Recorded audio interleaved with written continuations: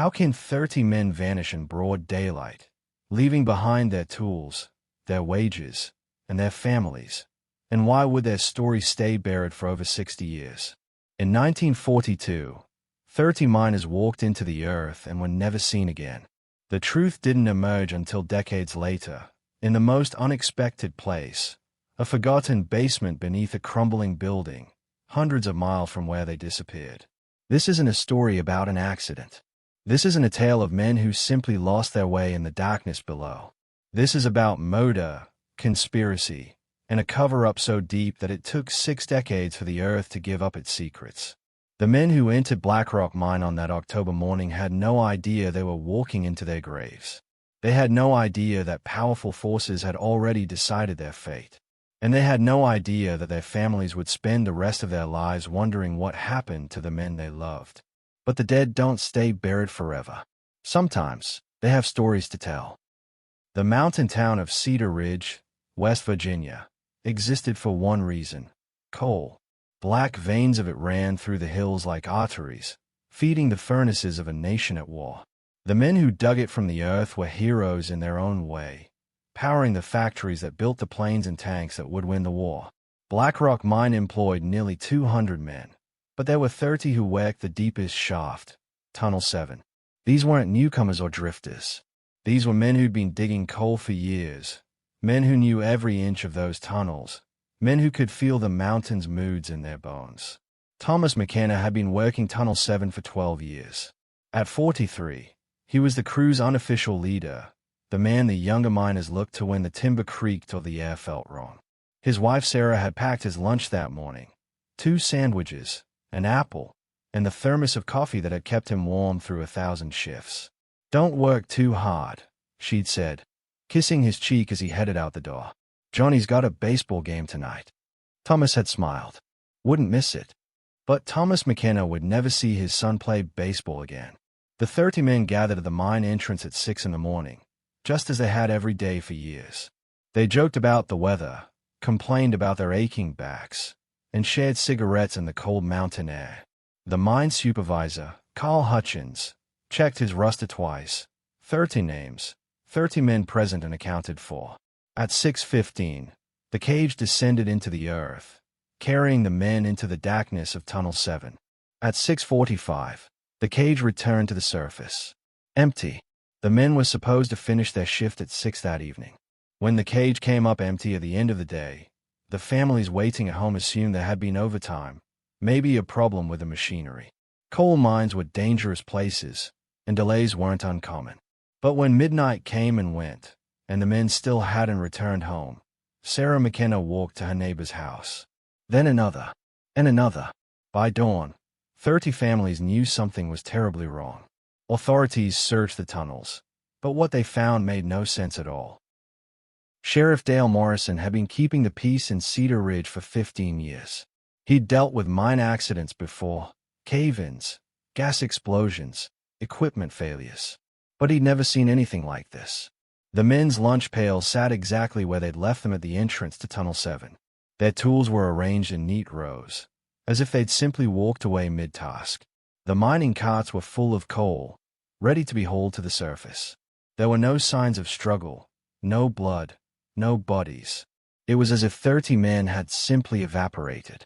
Morrison brought in mining experts from Charleston. They examined every inch of Tunnel 7, looking for hidden shafts, unstable areas, anywhere 30 men might have fallen or become trapped. They found nothing. The mining company, Appalachian Coal and Steel, sent their own investigators. They tested the air quality, examined the support timbers, checked for gas leaks. Everything was normal. Men don't just disappear, Morrison told company representative Harold Webb. There has to be an explanation. Webb's response was cold, businesslike. "Sometimes there isn't, Sheriff. Sometimes a mountain just takes what it wants." But Morrison wasn't satisfied. He interviewed every miner who'd worked other shifts, every supervisor, every person who'd been near the mine that day. Most had nothing useful to say, but a few mentioned something odd: trucks they'd never seen before, parked near the mine's back entrance around dawn. When Morrison asked Webb about the trucks, the company man's face went pale. I wouldn't know anything about that, Sheriff. We don't use that entrance anymore. It's been sealed for years. But when Morrison checked, the back entrance wasn't sealed. The heavy wooden door was closed but not locked. And the date around it was disturbed, marked with fresh tire tracks. Morrison took photographs, made notes, collected evidence. But before he could investigate further, he received a call from the state police. The case was being transferred to their jurisdiction. Morrison's investigation was over. But I'm not finished, Morrison protested.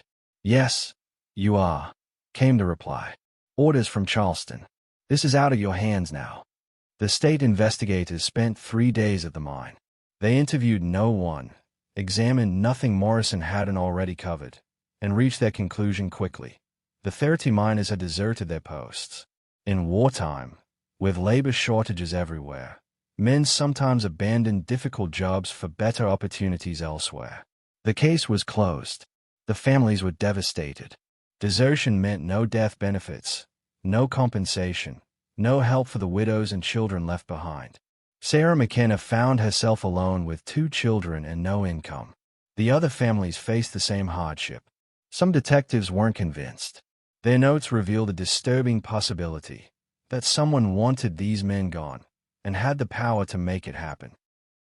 The years passed like seasons, slow, inevitable, marked by the absence of the men who never came home.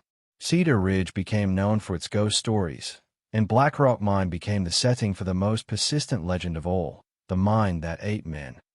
Sarah McKenna never remarried. She took work where she could find it, cleaning houses, taking in laundry, anything to keep food on the table for her children. Johnny McKenna grew up fatherless, always wondering what had happened to the man who'd promised to watch him play baseball. By 1950, most people had stopped talking about the disappeared miners. The war had ended, the economy had changed, and Cedar Ridge had moved on. Black Rock Mine continued operating until 1967, when cheaper coal from strip mines made deep shaft mining unprofitable. The mine was abandoned, its entrance sealed with concrete. Nature began to reclaim it, covering the buildings with vines and filling the air shafts with debris. The missing miners became local folklore, a cautionary tale parents told children about the dangers of the deep places in the earth. But some secrets refused to stay buried. In the 1980s, strange rumors began circulating among the old-timers in Cedar Ridge. They spoke of late-night activities of the abandoned mine, of trucks arriving after midnight, of lights in the sealed tunnels. Most dismissed these as the fantasies of aging mines, but a few investigators took notice. Detective Ray Sullivan had grown up in Cedar Ridge. His father had been a miner, though not one of the missing 30. Sullivan had always been haunted by the story of the disappeared man, and when he became a state police detective in 1985, he quietly reopened that case file. What he found disturbed him. The original investigation had been sloppy, incomplete. Key witnesses had never been interviewed. Physical evidence had been ignored or lost. Most troubling of all, Sullivan discovered that Harold Webb, the Appalachian Coal and Steel representative who'd been so eager to close the case, had connections to organized crime families in Pittsburgh.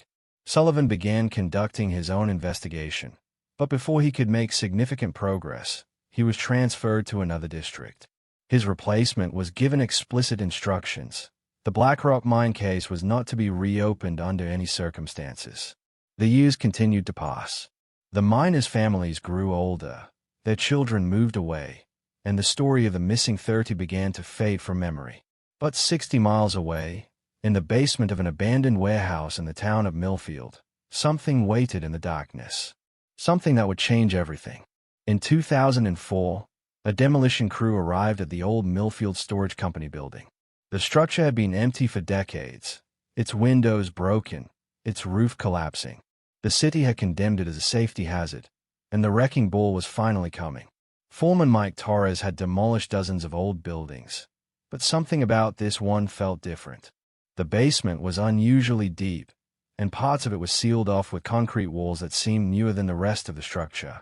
Probably just old storage areas, Torres told his crew.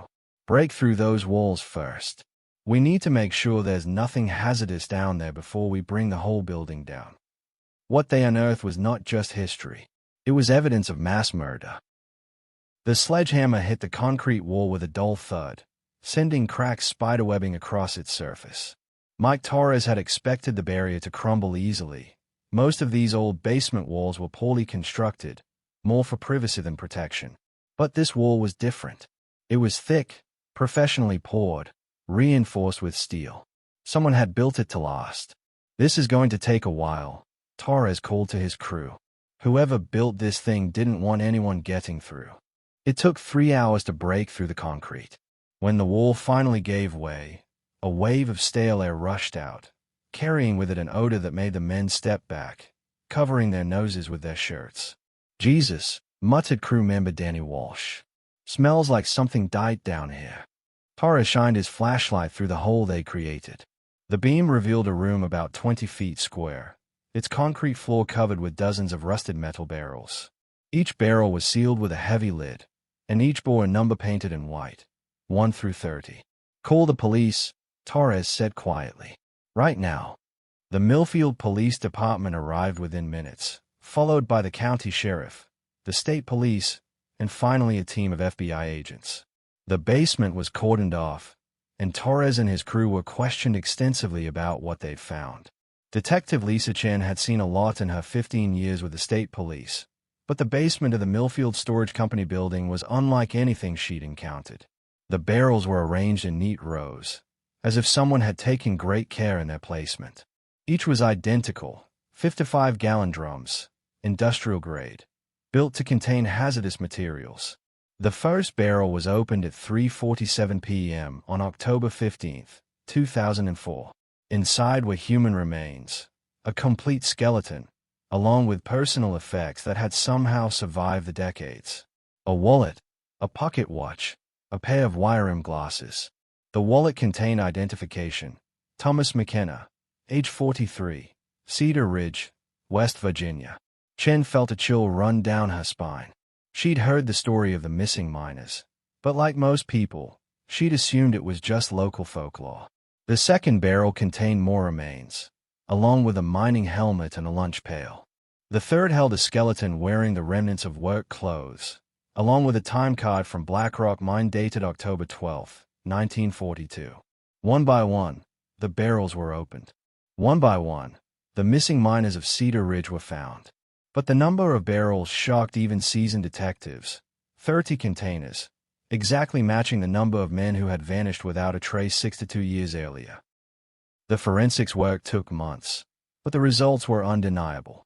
Dental records confirmed the identities of all 30 men. Carbon dating confirmed that they had died in the 1940s. Most importantly, examination of the remains revealed that these men hadn't died in a mining accident. They had been murdered. Forensic anthropologist Dr. Maria Santos examined each skeleton carefully. What she found was evidence of systematic execution: bullet holes in skulls, damage to ribs consistent with stabbing, signs of blunt force trauma. These men had been killed deliberately, methodically, by people who knew what they were doing.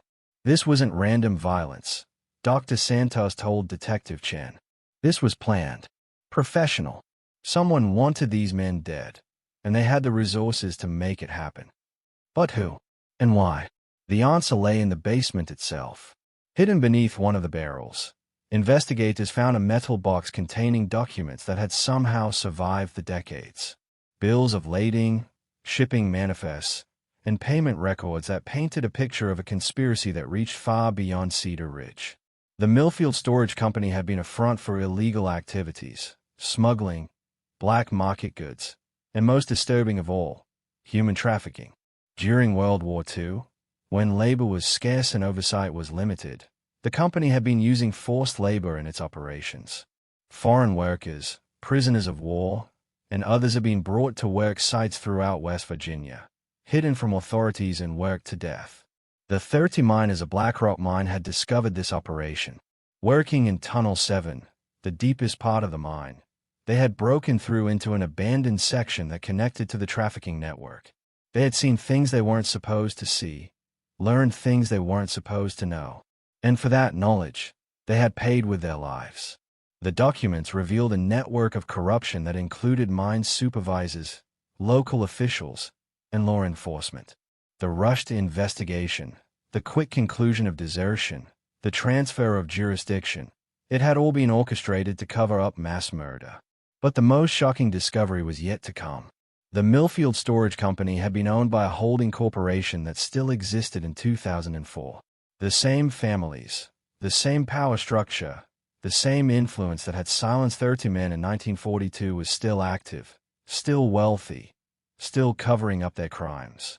Someone powerful had silenced these men, and their influence still reached into the present day. For families like the McKennas, who had lived for 60 years with questions and accusations, the truth was both liberating and devastating. Thomas McKenna had been a hero, not a deserter. He had died trying to expose a horrible crime, not running away from his responsibilities.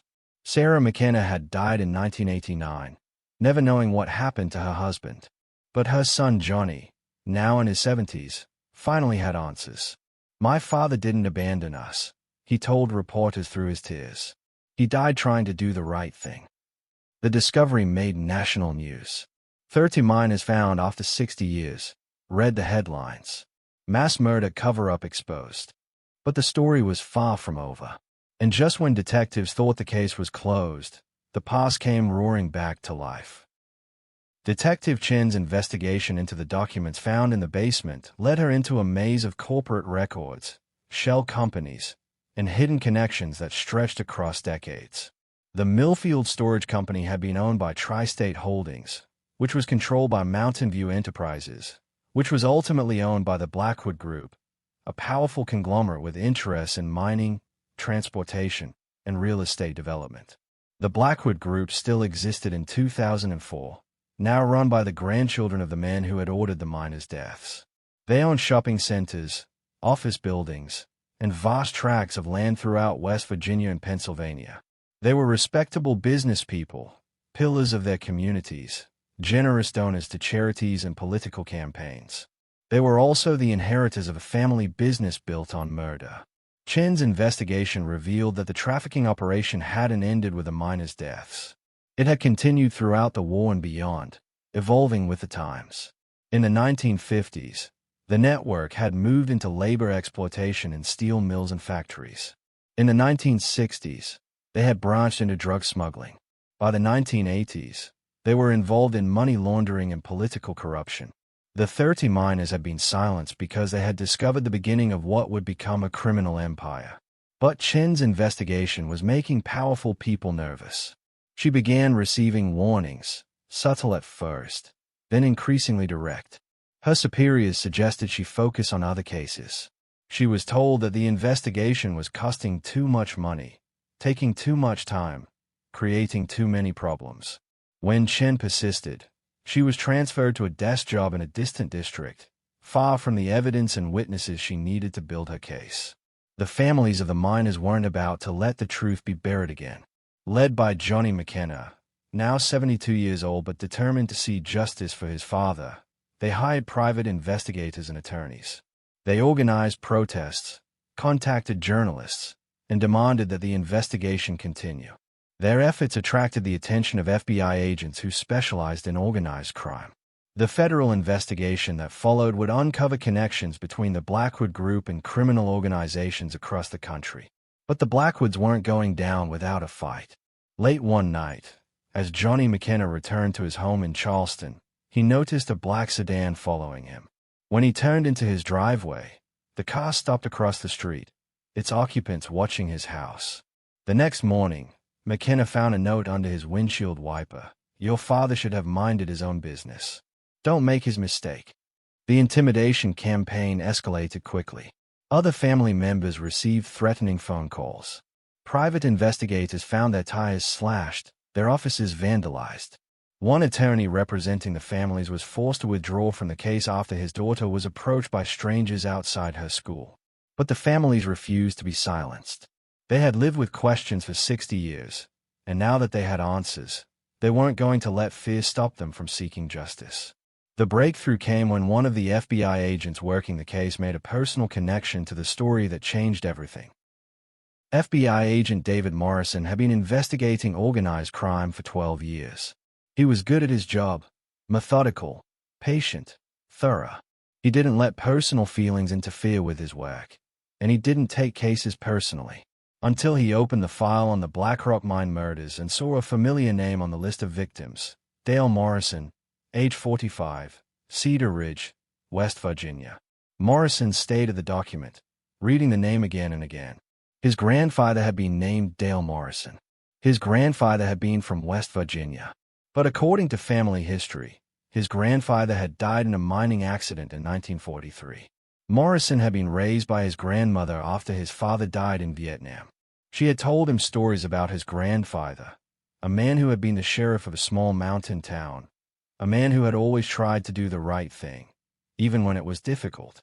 She had never mentioned that his grandfather was one of the 30 missing miners. Morrison called his elderly aunt, his grandmother's sister, the only family member old enough to remember the truth. What she told him shattered everything he thought he knew about his family history. "Your grandfather wasn't one of the miners, David," she said. "He was the sheriff who investigated their disappearance. And when he got too close to the truth, they killed him too." The pieces fell into place with horrible clarity. Dale Morrison, the sheriff who had been forced to abandon his investigation, hadn't given up. He had continued working the case secretly, gathering evidence, building a file that would expose the conspiracy. And when the criminals realized what he was doing, they had silenced him the same way they had silenced the miners. Morrison's grandmother had been told that her husband died in a mining accident because the truth was too dangerous. She had raised her son, and then her grandson, believing a lie that protected them from the same fate that had claimed Dale Morrison. But now, 60 years later, his grandson was in a position to finish what Sheriff Morrison had started. David Morrison threw himself into the investigation with a personal passion that transformed the entire case. He worked 18-hour days, tracked down aging witnesses who had never been interviewed, and uncovered documents that had been hidden for decades. Most importantly, he found Sheriff Morrison's secret files, hidden in the basement of the old Cedar Ridge courthouse.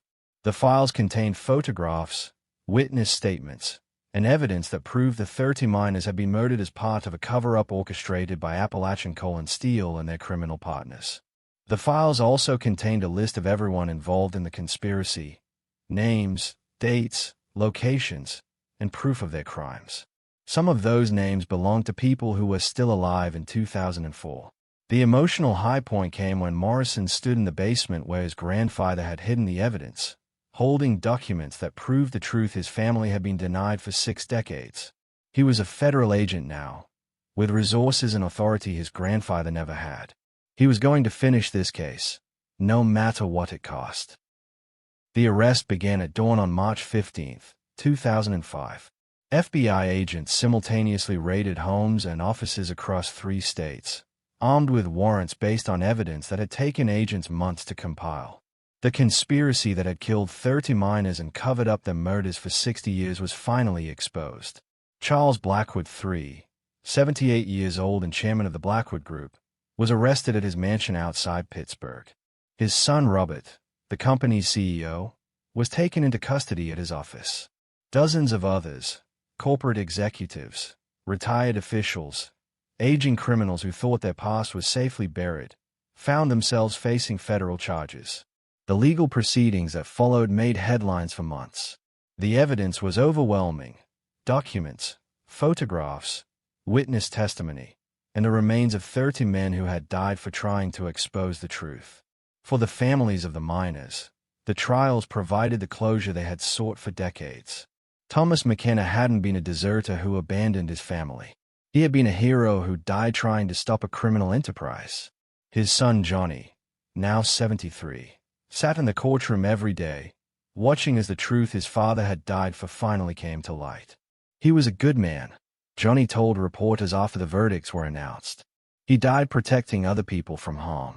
I'm proud to be his son. The convictions sent shockwaves through the criminal underworld and the legitimate business community alike. The Blackwood Group collapsed, its assets seized by the government. Other companies with connections to the conspiracy faced investigations that revealed decades of criminal activity. But perhaps the most important outcome was the recognition given to the 30 miners and Sheriff Dale Morrison. A memorial was erected in Cedar Ridge, bearing their names and telling their story. The inscription read, "They died defending the innocent and seeking justice. Their courage lights the way for all who follow." For 60 years, their voices have been silenced by concrete and corruption, by fear and greed, by powerful men who thought they could make the truth disappear. But the dead don't stay buried forever. The 30 miners of Black Rock Mine had finally come home, their story told, their sacrifice honored. They had been silenced in life, but in death, they had spoken loudly enough for the whole world to hear. Their families had waited 60 years for answers. Their community had lived with mystery and whispers for 6 decades. But in the end, the truth refused to stay hidden. Justice had been served, even if it came too late for many who had died without knowing what happened to the men they loved. The basement in Millfield was filled with concrete and sealed forever, but the story of what happened there would live on. A reminder that no conspiracy is perfect, no cover-up is complete, and no crime is too old for justice. For 60 years, their voices were buried, but the truth refused to stay hidden forever. What would you have done if your family carried a mystery like this for decades? Let me know in the comments, and subscribe for more true stories that prove history is never really buried.